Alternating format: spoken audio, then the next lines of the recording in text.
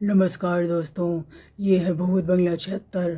भूत प्रेतों पिशाचों की रहस्यमयी और डरावनी दुनिया में एक बार फिर से आपका बहुत बहुत स्वागत है।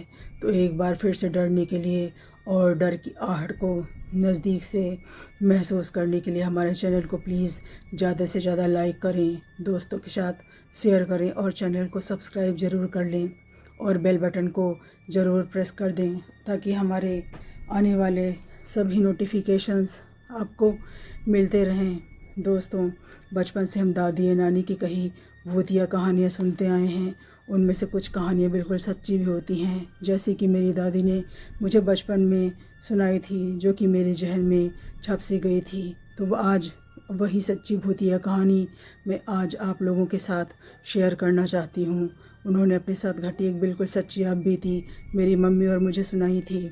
आज मेरी दादी हम लोगों के बीच नहीं हैं, वो मुझसे बहुत प्यार करती थी। तो आज की ये कहानी भी मैं अपनी दादी को समर्पित करना चाहती हूँ। तो देर न करते हुए चलते हैं आज की सच्ची भूतिया कहानी की तरफ। ये बात सन 1940 की है, जब मेरी दादी की नई नई शादी हुई थी। उनकी शादी जिस घर में हुई थी वो मकान बहुत बड़ा था। घर में बहुत बड़ा भारी सा आंगन था और उस आंगन के चारों तरफ चौकोर लंबे बड़े बड़े खम्भे थे। उन खम्भों के अंदर बरामदे थे और उन बरामदों के अंदर कमरे बने हुए थे। बरामदों में दिन में भी काफ़ी अंधेरा रहता था। दादी की शादी 15 साल में ही हो गई थी। गृह प्रवेश के वक्त मेरी दादी की सास ने उन्हें भैरव बाबा के बीज मंत्र से अभिमंत्रित एक सिद्धता बीज पहनाया था और कहा था कि इसे कभी अपने से अलग मत करना। दादी की शादी के बाद उन्हें ऊपर का एक कमरा दे दिया गया था और उनकी सास ने बताया था कि ऊपर तुम्हारे कमरे के जस्ट सामने आंगन के उस पार जो कमरा है, जो सीढ़ी चढ़कर ऊपर जाता है, जहाँ छोटी सी दीवार उठी है, उधर भूल कर कभी मत जाना। और आंगन के एकदम कॉर्नर के पास जो वो पुराना बाथरूम है, जहाँ पुराना सा ताला लटका हुआ है, उधर तो बिल्कुल भी मत जाना, चाहे जो भी हो जाए। मेरी दादी को ये सब सुनकर बहुत अजीब लगा। तो दादी ने मासूमियत से पूछा, क्यों अम्मा? तो उनकी सास ने कहा, ज़्यादा सवाल जवाब मत करो, जो बड़े बूढ़ों ने मना किया है उसे मानना चाहिए। एक हफ्ते तक तो सब ठीक रहा, लेकिन एक हफ्ते के बाद उनके साथ बहुत अजीब अजीब घटनाएं घटने लगी। एक दोपहर दादी नीचे ज़मीन में बैठकर खाना खा रही थी, तभी उनकी नज़र सामने वाले बरामदे के खंभे पर गई। उन्हें लगा जैसे कोई काला सा साया या काली सी औरत जैसी रहस्यमयी परछाई उस खंभे के पीछे से झांकी और फिर उस खंभे के पीछे छुप गई। दादी ये सब देखकर बहुत डर गईं। वो खंभे बहुत ही रहस्यमयी थे। वहाँ दिन में भी हमेशा थोड़ी थोड़ी देर पर ऐसा लगता रहता था जैसे कि कोई झांका और फिर उन खंभों के पीछे छुप गया। दादी ने सोचा शायद उन्हें वहम हो रहा है, पर वो अंदर से काफ़ी सहम गई थी। फिर उसी दिन शाम को आंगन के दोनों तरफ लालटेन टांग दी गई। वो गर्मियों के दिन थे। तो दादी सीढ़ी से नीचे उतर कर आ रही थी कि फिर किसी औरत जैसे काले साए ने खंभे के पीछे से झांका और फिर वो रहस्यमयी परछाई खंभे के पीछे छुप गई। दादी ने सोचा शायद थकान के कारण ऐसा हो गया होगा। उसके बाद वो अपने मायके चली गई और जब वो मायके से वापस आई तो फिर दादी ने हम लोगों को बताया था कि जहाँ नीचे पूजा की कोठरी है, उसी से 10-15 कदम की दूरी पर एक सकरा गलियारा या गैलरी थी, जहाँ गर्मियों के दिन में काफ़ी ठंडी हवा आया करती थी। तो एक दोपहर वहाँ दादी की आंख लग जाती है। उनको सोते समय ऐसा लगता है जैसे कि बहुत ही भयानक भारी साया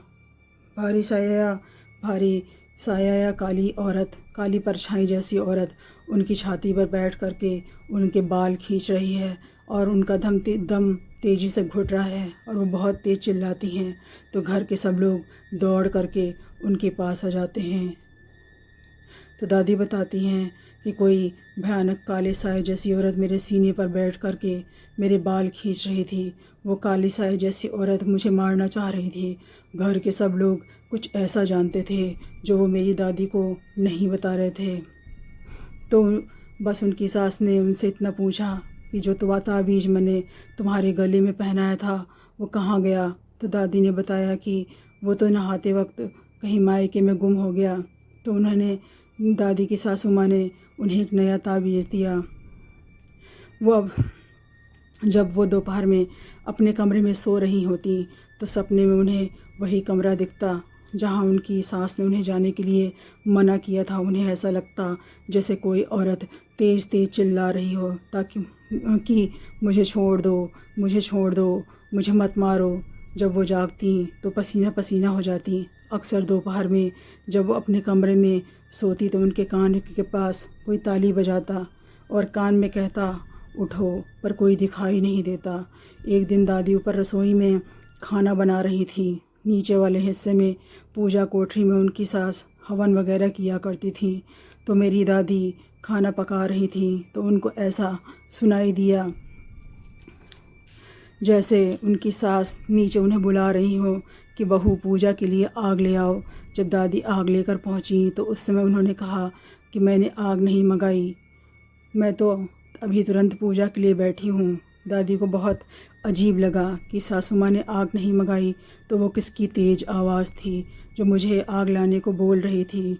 उन्हें बहुत अजीब लगा। एक दिन दादी रसोई में रोटियां सेक रही थी। जब वो रोटियां कटोरदान में रख रही थीं तो उन्होंने जैसे ही अपना सर ऊपर उठाया तो वो वहीं की वहीं जम गई। एक बूढ़ी औरत जो घूंघट में दी हवा में तैरती हुई वो भंडार घर के अंदर चली गई। ये सब देखकर दादी इतना डर गई कि वो वहीं बेहोश हो गई।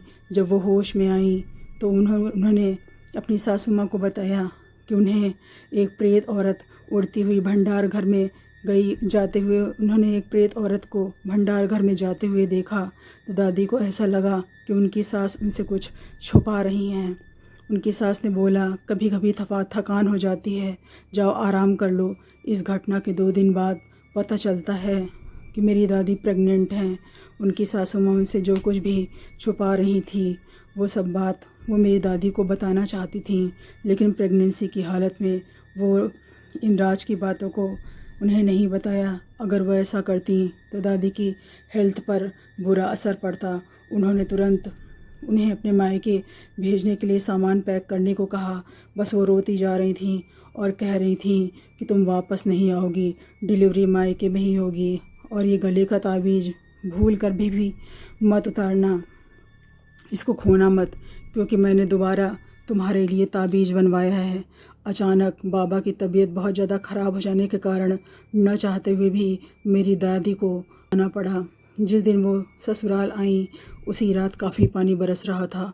उस समय घर में लाइट का कनेक्शन नहीं था, घर में गुप्त अंधेरा था। तभी मेरी दादी की आंख अचानक 1:30 बजे एक आवाज़ से खुल गई, जैसे कोई मकान के निचले पोर्शन में दरवाज़ा पीट रहा हो। वो टॉर्च लेकर सीढ़ियों से धीरे धीरे नीचे जाने लगी।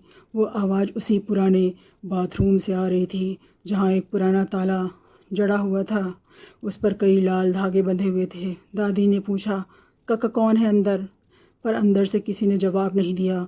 बस कोई औरत सिसक कर बुरी तरह रो रही थी। उन्होंने एक लोढ़े या पत्थर की मदद से उस बाथरूम पर पड़े हुए पुराने ताले को किसी तरह तोड़ दिया और दरवाजे को जैसे ही खोला तो बहुत ही तेज़ बिजली कड़की और उनकी टॉर्च हाथ से छूट गई। बिजली की रोशनी में उन्होंने देखा कि एक सफ़ेद आँखों वाली विकराल मुँह वाली भयानक चुड़ैल, जिसके बाल फैले हुए थे और उसके दांत बहुत ही पैने और नुकीले थे, उन पर बहुत तेज़ झपटी और दादी वहीं बेहोश हो गई।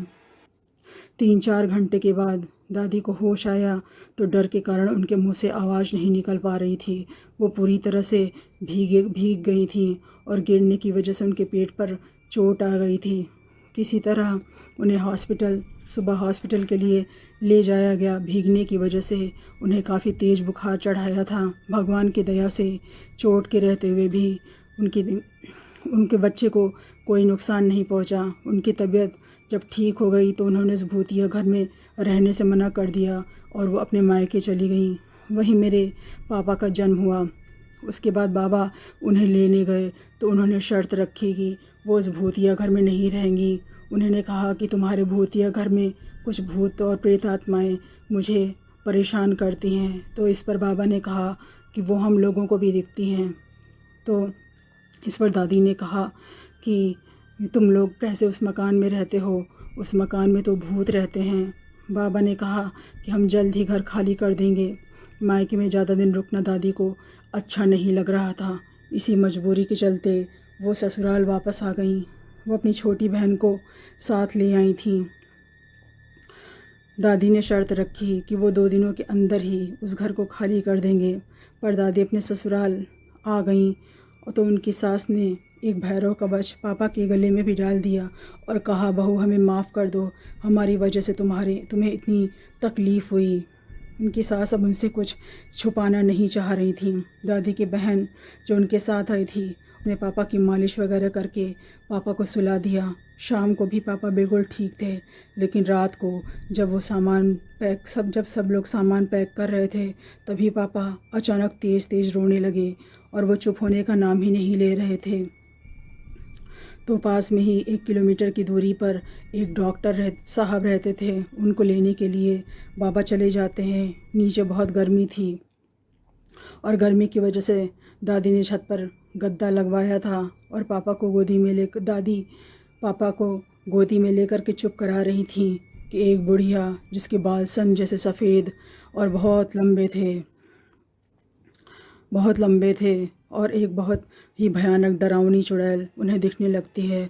वो दोनों पापा को घूर घूर कर देखे जा रही थीं और दादी की तरफ आने लगी और बोली कि तुम्हारा लड़का ठीक नहीं हो पा रहा का, तुम्हारा लड़का हमारे कारण ही तो बीमार है, हम तो इसे अपनी भूख मिटाऊंगी, हम लोग बहुत भूखे हैं, तुम्हारे बच्चे को खा जाए का।